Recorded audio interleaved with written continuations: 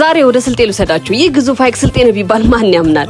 ይገርማችኋል። ለወራቤ ከተማ በቅርበት ከሚገኙ ለጎብኚዎች ምቹ ከሆኑ ስፍራዎች አንዱ ይህ ስልጤ አባያ ሐይቅ ነው።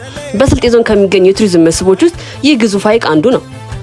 አባያ ወይም ጡፋ ሐይቅ የሚገኘው በስልጤና በላንፍሮ ወረዳዎች መካከል ሲሆን የውሃ ዋና የሚችል ነፋሻማ አየርና እንዲሁም ሰፊ የውሃ አካል ማየት የሚፈልግ መኪናውን አዘጋጅቶ ከወራቤ በስተ ሰሜን ምስራቅ አቅጣጫ 30-40 ኪሎ ሜትር ተጉዞ መድረስ ይችላል። ታዲያ ሐይቁን የበለጠ ማራኪ የሚያደርገው የስምጥ ሸለቆ መለያ የሆኑት እኚህ አዋፋት በብዛት የሚገኙበት መሆኑ ነው። በቪዲዮ እንደምትመለከቱት ነው።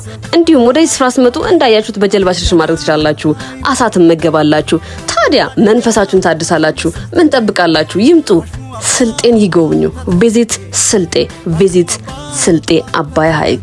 እናመሰግናለን።